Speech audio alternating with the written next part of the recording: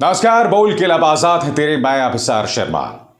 आपको ये समझना पड़ेगा कि सुप्रीम कोर्ट के एक जज ने आखिर ये क्यों कहा कि महाराष्ट्र सरकार नपुंसक है। नफरती भाषणों के ऊपर आखिर सुप्रीम कोर्ट के जज इतना नाराज क्यों हैं। आज बोल के लब आजाद है तेरे में न सिर्फ हम इस मुद्दे की चर्चा करने जा रहे हैं, बल्कि एक और मुद्दा।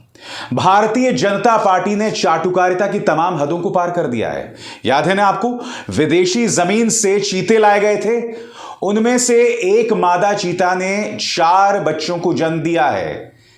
इसका क्रेडिट, इसका श्रेय भी प्रधानमंत्री नरेंद्र मोदी की परिकल्पना को दिया जा रहा है। मजाक नहीं कर रहा हूं दोस्तों, आगे मेरे साथ बने रहिएगा, बताऊंगा मैं आपको। न कोई ताकत, न कोई अदावत, और चाहे ये पूरा सिस्टम ही क्यों ना चाहे, तेरे बोल पर अंकुश नहीं डाल सकते। बोल के लब आजाद है तेरे। सबसे पहले आपको ये समझना पड़ेगा कि जब मामला आया नफरती भाषणों का, जब मामला आया कि किस तरह से जब से महाराष्ट्र में बीजेपी और एकनाथ शिंदे की साझा सरकार बनी है, तब से महाराष्ट्र में कई जगहों पर नफरती भाषण दिए जा रहे हैं, बार बार दिए जा रहे हैं। मुसलमानों के खिलाफ उग्र बयान दिए जा रहे हैं, मगर बावजूद इसके सरकार कुछ नहीं कर रही।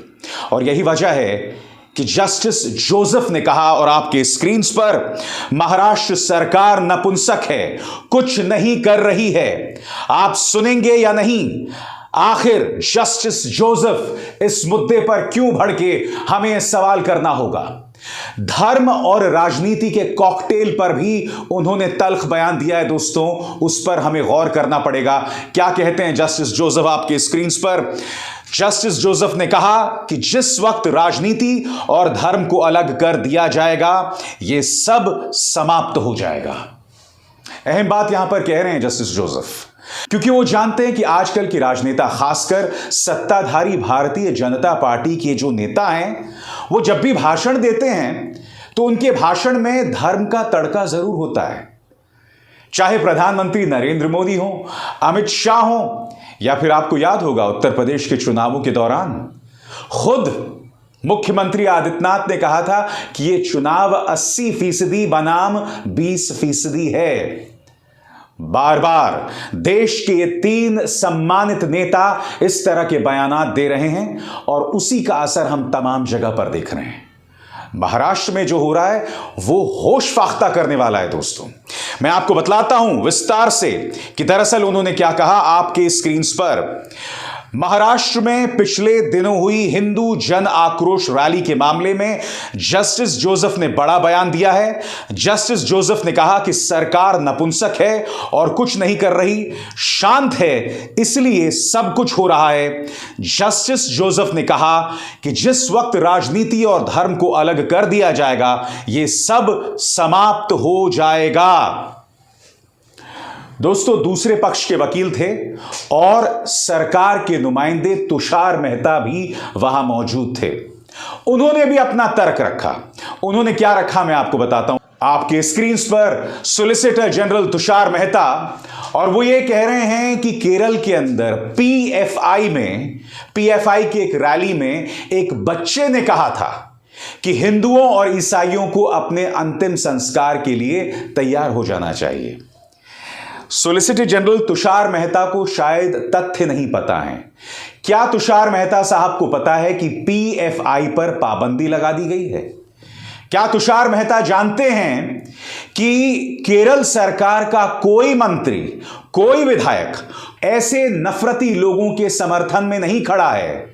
पीएफआई पर पाबंदी लगा दी गई है, मगर मैं आपसे सवाल पूछना चाहता हूं सॉलिसिटर जनरल साहब, कि आपके अपने एक विधायक टी राजा सिंह इस वक्त महाराष्ट्र में कई जगह पर घूम रहे हैं, घूम घूम कर मुसलमानों को कॉकरोच बता रहे हैं, मुसलमानों के कत्ल की बात कर रहे हैं। और यही नहीं, यह खबर देखिए, वो बेल पर रिहा हैं, उन्हें शर्तिया बेल मिली है। बार बार इस तरह के नफरती बयान देकर टी राजा सिंह अपने बेल की कंडीशंस, अपने बेल के नियमों का उल्लंघन कर रहे हैं। उन पर पाबंदी लगना तो बहुत दूर की बात, पुलिस उनसे पूछताछ भी नहीं कर रही है। इन्हें गिरफ्तार किया जाना चाहिए क्योंकि वो बार बार अपने बेल के नियमों का उल्लंघन कर रहे हैं। तुषार मेहता साहब, पीएफआई की आप बात कर रहे हैं, यकीनन जो बयान दिया गया है जैसा कि आप बता रहे हैं वो शर्मनाक बयान है, मगर पीएफआई पर पाबंदी लगा दी गई है। सबसे बड़ी बात, मैं आपको ऐसी ढेरों मिसालें दिखा सकता हूं जब सत्ता पक्ष के मंत्री, सांसद और विधायक जो है नफरती लोगों के पक्ष में दिखाई देते हैं। कुछ चेहरों से मैं आपका परिचय कराना चाहता हूं। आपको समझना पड़ेगा कि आखिर जस्टिस जोसेफ गुस्सा क्यों है। अपने स्क्रीन पर इन चेहरों को देखिए। भारतीय जनता पार्टी का बेढंगा प्रवक्ता और नेता कपिल मिश्रा, यह आदमी यति नरसिंहानंद सरस्वती के पक्ष में चंदा इकट्ठा कर रहा था। याद कीजिए, दिल्ली के दंगों से पहले पुलिस की मौजूदगी में यह बयान देता है कि आज तो पुलिस है, हम जा रहे हैं, या आज तो ट्रंप है, हम जा रहे हैं, कल पुलिस भी हमें नहीं रोक पाएगी। और उसके बाद क्या होता है? दंगे हो जाते हैं। अनुराग ठाकुर खुलेआम मंच पर कहते हैं देश के गद्दारों को गोली मारो, और उसके बाद जामिया शाहीन बाग में गोलीबारी शुरू हो जाती है। उन्हें आप किस तरह से इनामित करते हैं? उन्हें आप इनामित करते हैं सूचना और प्रसारण मंत्री बनाकर। आपके स्क्रीन पर प्रज्ञा ये कहती हैं कि घर में चाकू रखिए, उसे धारदार बनाइए, हिंसा की वकालत कर रही हैं। नाथुराम गोडसे को अपना हीरो मानती है, महात्मा गांधी को गाली देती हैं। यही नहीं, शहीद हेमंत करकरे का अपमान किया था इन्होंने। ये तमाम मिसालें आपके सामने। टी राजा सिंह, इनकी मिसाल मैं आपको दे ही चुका हूं। कितनी मिसाल चाहते हैं आप तुषार मेहता साहब, बताइए। हकीकत यह है कि अगर आज जस्टिस जोसेफ नाराज दिखाई दे रहे हैं तो उसकी एक वजह है, क्योंकि वो देख रहे हैं कि ये तमाम चीजें हो रही हैं और भारतीय जनता पार्टी की सरकारें उस पर कोई अंकुश नहीं डाल रही हैं। देश को नफरत की तरफ ढकेला जा रहा है। मैं आपसे समझना चाहता हूं क्यों। दोस्तों, कल जब ये चर्चा हो रही थी नफरती भाषणों पर, तब वहां पर जस्टिस जोसेफ के साथ जस्टिस नागरत्ना भी मौजूद थी। उनका यह बयान आपके स्क्रीन पर, वो कहती हैं कि देश में नेहरू भी थे और वाजपेयी भी थे, और उनका भाषण सुनने के लिए लोग दूर दूर से आते थे, ग्रामीण इलाकों से आते थे। जस्टिस नागरत्ना कहती हैं कि आजकल के नेताओं के पास कहने को कुछ नहीं बचा है, वो कुछ भी अनर्गल बकते हैं, कहते रहते हैं, और उसी का नतीजा टी राजा सिंह जैसे नेताओं के भाषण के जरिए सामने उभर कर आता है, और इन लोगों पर कोई अंकुश नहीं है। बड़ा प्रश्न यह कि महाराष्ट्र, जो कि देश की आर्थिक नब्ज है, वहां पर जिस तरह से जहर घोला जा रहा है जब से एकनाथ शिंदे और भारतीय जनता पार्टी की सरकार बनी है, क्या इस जहर का असर वहां के सामाजिक ताने बाने पर पड़ेगा? यह सवाल हमें पूछना पड़ेगा दोस्तों। और इत्तेफाकन दोस्तों, आज रामनवमी है, मर्यादा पुरुषोत्तम राम की रामनवमी। आप जानते हैं राम के लिए मायने क्या है? राम के लिए मायने हैं मेरी बचपन की कुछ यादें, जब मैं अपने नाना को राम भजन करते हुए सुनता था। जब मेरी नानी सिवनी मध्य प्रदेश के एक मंदिर में मुझे रामनवमी के दिन ले जाया करती थी। ये दोनों राम भक्त थे, मगर आज तक, जब तक वो जिंदा रहे, इनके मुंह से मैंने कभी भी कोई जहरीली बात, किसी दूसरे धर्म के लिए कोई जहरीली बात नहीं सुनी, कभी नहीं। वो अपने धर्म में उनका अटूट विश्वास था, मगर दूसरे धर्म के लोगों में कभी भी कोई जहरीली बात नहीं की। और यही परवरिश मुझे अपने मां बाप से मिली है। यही मेरे लिए राम के मायने हैं। आज भारतीय जनता पार्टी जय श्री राम के नारे को पूरी तरह से राजनीतिक बनाना चाहती है। इस साल के अंत में राम मंदिर के कपाट लोगों के लिए खुलने वाले हैं।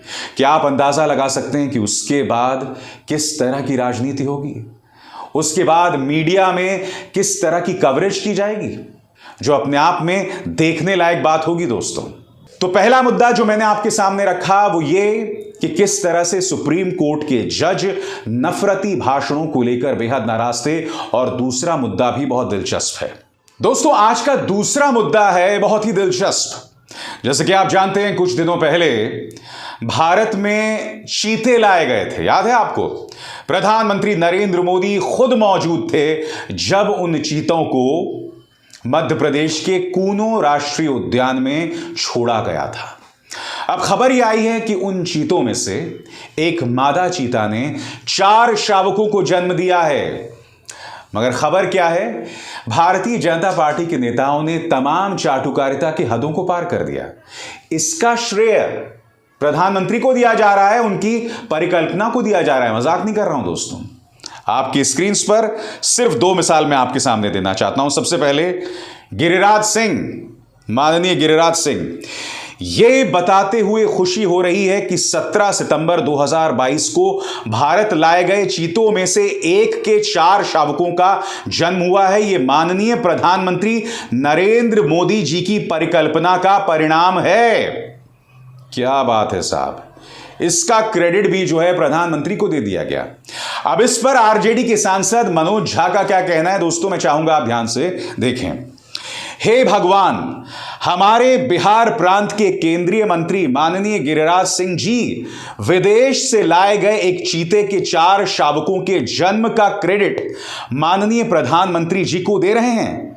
सर, जरा संभल कर, क्योंकि तारीफ और प्रशंसा की अतिरेक में अर्थ का अनर्थ हो जाता है। बाकी तो जय हिंद है ही। और मैं आपको बता दूं दोस्तों, सिर्फ गिरिराज सिंह नहीं है, भूपेंद्र यादव, पार्टी के एक और सांसद आपके स्क्रीन पर। Congratulations, a momentous event in our wildlife conservation history during Amritkal. I am delighted to share that 4 cubs have been born to one of the cheetahs translocated to India on 17 September 2022 under the visionary leadership of Shri Narendra Modi. प्रधानमंत्री नरेंद्र मोदी के नेतृत्व में चीतों को लाया गया और प्रधानमंत्री नरेंद्र मोदी के नेतृत्व में 4 शावकों का जन्म हुआ। इन नेताओं ने, भाजपा के नेताओं ने चाटुकारिता की तमाम हदों को पार कर दिया।